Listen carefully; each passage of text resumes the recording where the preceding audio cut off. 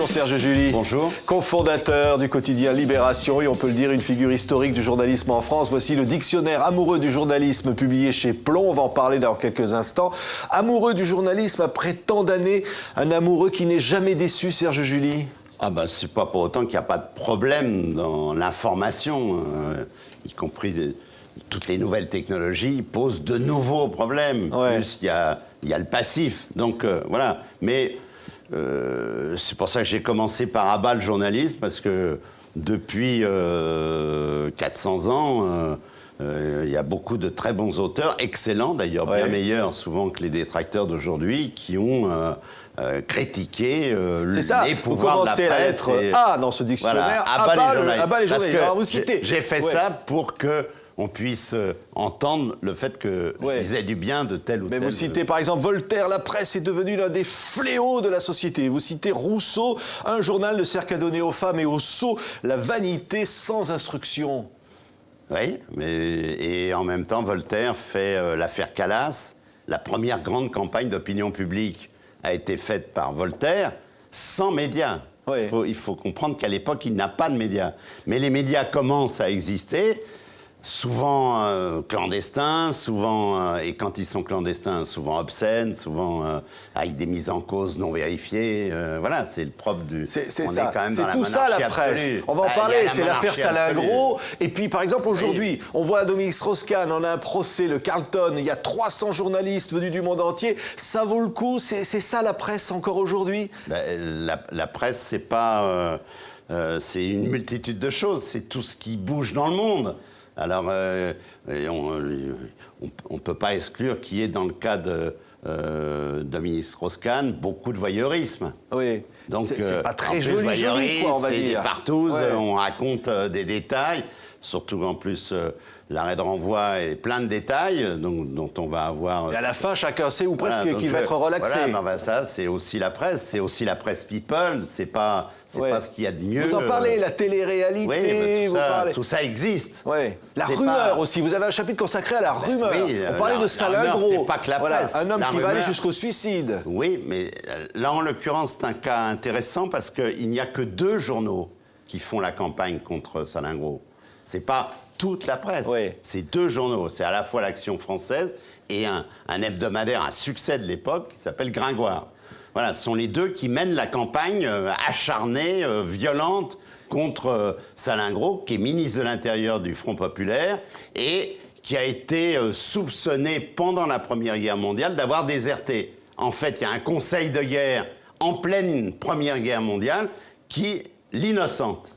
Et même la rumeur va traîner. Elle est intéressante, cette rumeur, parce que elle démarre par le Parti communiste, qui est en rivalité avec le Parti socialiste. C'est la scission, donc à Lille, dont il va devenir maire. Il y a la rumeur comme quoi il aurait déserté. Et puis, cette rumeur est reprise par un autre type communiste dans le Nord. Tout le temps. Et puis, à un moment donné, l'extrême droite, nationaliste, antisémite, anticommuniste, évidemment, se saisit de cette vieille rumeur. Et alors, c'est intéressant parce que Blum, aux obsèques de Salingro, dira « on ne peut rien faire contre la rumeur ». C'est un truc, c'est abominable. Contre la calomnie, on ne peut rien faire.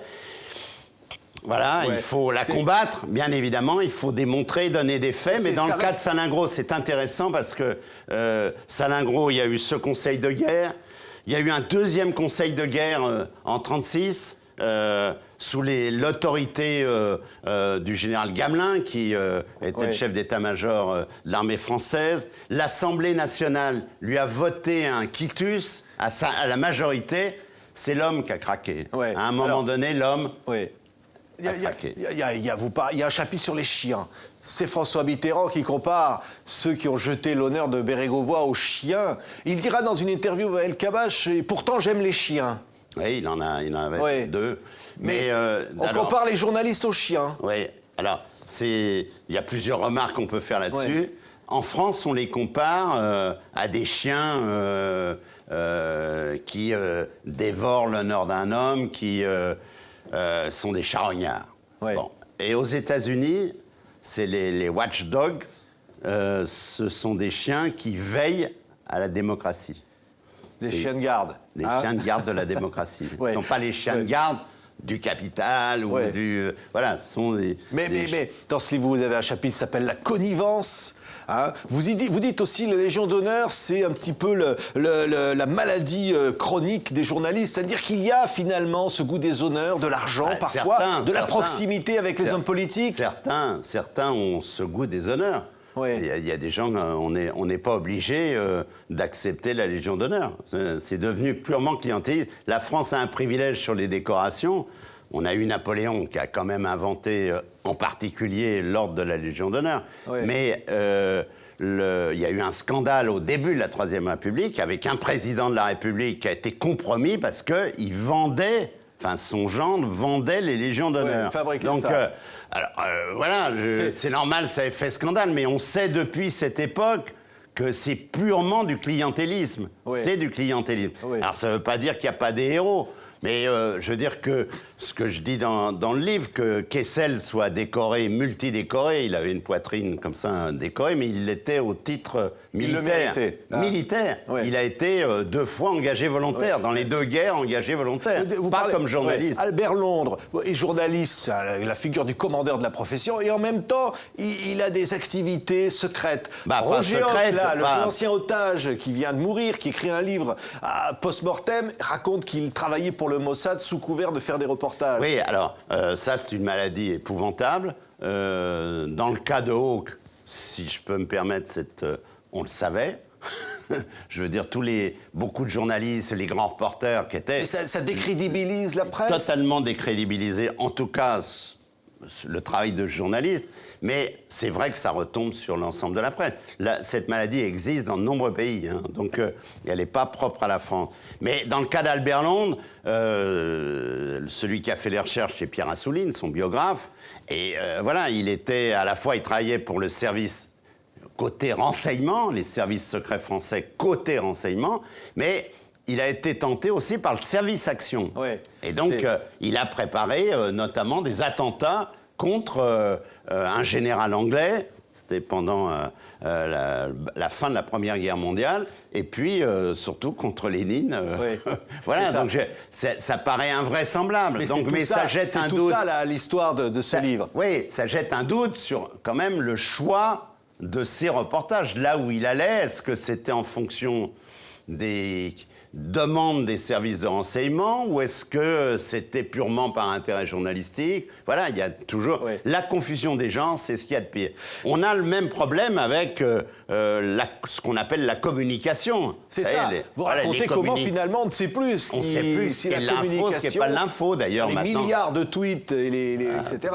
Bon. Et on est envahi de communication qui rend le métier de journaliste quand même assez difficile aujourd'hui. Mais vous dites aussi, Serge July, il y a Henri Alleg, La Question, qui dénonce la torture en Algérie. Il y a l'émission Apostrophe extraordinaire Bernard Pivot, qui vous permet de trouver un financier pour lancer Libération. Vous racontez dans le livre comment, en regardant la télévision, vous allez rencontrer l'homme finalement qui va vous aider à financer le journal. Et puis cette aventure de Libé, vous dites cette aventure incroyable que vous lancez, qui va être un journal libertaire avec cette envie de casser les dogmes. Oui, 33 ans, et puis, puis j'ai une vie depuis. Oui, oui, mais alors ça commence à ce moment-là. Vous êtes 33 ans à la tête de ce journal.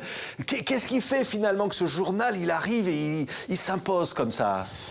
D'abord, il y a un phénomène, je dirais, générationnel. C'est un enfant de 68, d'une certaine manière. Donc d'une ou deux générations qui ont été remuées par 68.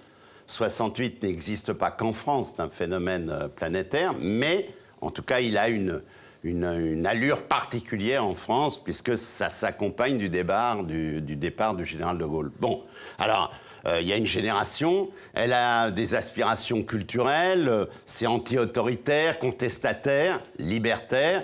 Voilà, il y a un underground, le côté culture parallèle.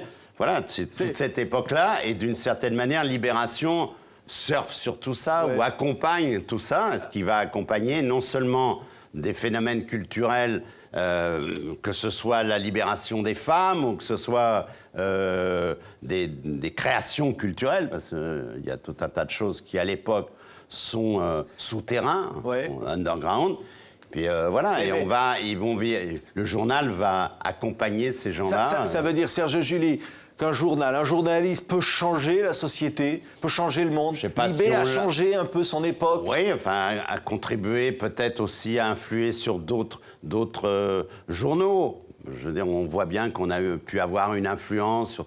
On croyait absolument à l'avenir de la presse écrite quand on crée ce journal. Ouais. Parce que tout le monde me dissuadait de le créer. Tout le monde disait, vous êtes fous. Donc...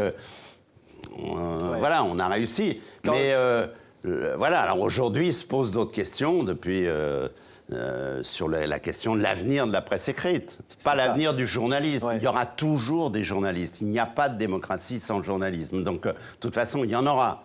Voilà. Mais est-ce qu'il y aura une presse écrite? Quelle forme elle aura? Est-ce que ça sera beaucoup plus minoritaire? Ce qu'on peut observer, ce qui est observé par tout un tas de statistiques, le nombre de journalistes diminue, ce qui n'est pas un bon signe. Pas un bon signe. Je ne parle pas uniquement des journalistes de presse écrite. Malgré tous les nouveaux médias, le nombre de journalistes diminue. En France, aux États-Unis, en Grande-Bretagne. Le nombre de journaux diminue, de journaux papier diminue. Voilà, on peut simplement observer ça. Les recettes publicitaires de la presse écrite diminuent et donc la pagination diminue aussi. Donc voilà, tout ça, c'est pas des très bons signes. Serge July, il y a dans ce livre des choses extrêmement émouvantes. La première dépêche, le lendemain du débarquement, le D-Day, et puis aussi Lanzmann, Shoah. Vous citez évidemment l'extraordinaire dialogue de ce document historique. C'est ça la presse aussi, c'est la presse de demain, c'est se dire, la presse doit, comme le disait Londres, porter l'encre dans la plaie. Oui, porter la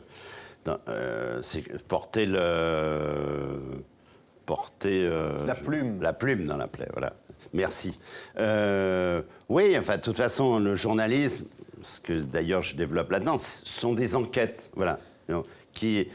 Pour être journaliste, il faut être curieux, il faut faire des enquêtes, vérifier ces enquêtes, et puis j'ajoute, moi, quelque chose qui me semble aussi essentiel, c'est ne pas être toujours de son avis. Ce qui est très important pour ne pas être, y compris auto-intoxiqué ou prendre des vessies pour des lanternes. Il faut mettre en doute, y compris son propre regard, donc, et se mettre dans des situations qui mettent en doute son regard. Voilà. C'est les 4 conseils que je peux donner à un journaliste ou à un débutant ou même à des journalistes confirmés. Et j'ai fait le livre aussi pour ça, mais aussi pour dire aux journalistes ou pour dire dans la société le fait qu'il y a des classiques dans le journalisme et qu'on a tendance à les oublier. Il y a des papiers exceptionnels dans l'histoire de la presse. Et voilà, alors j'aurais aimé... Mais ça peut prendre plusieurs tomes. Oui, on va faire un tome 2. Mais il y a votre ton, Serge July. Je veux juste citer un exemple à Charles de Gaulle. Vous citez Charles de Gaulle et vous dites « Célèbre chroniqueur radio ayant commencé sa carrière à la BBC est devenu une star de show à la télévision. » C'est ça, Charles de Gaulle. C'était entre autres ça. Oui, c'est ça. Merci beaucoup, Serge July. Ça s'appelle « Le dictionnaire amoureux du journalisme », donc publié chez Plomb dans cette formidable collection. On était ravis de vous avoir reçu. Merci.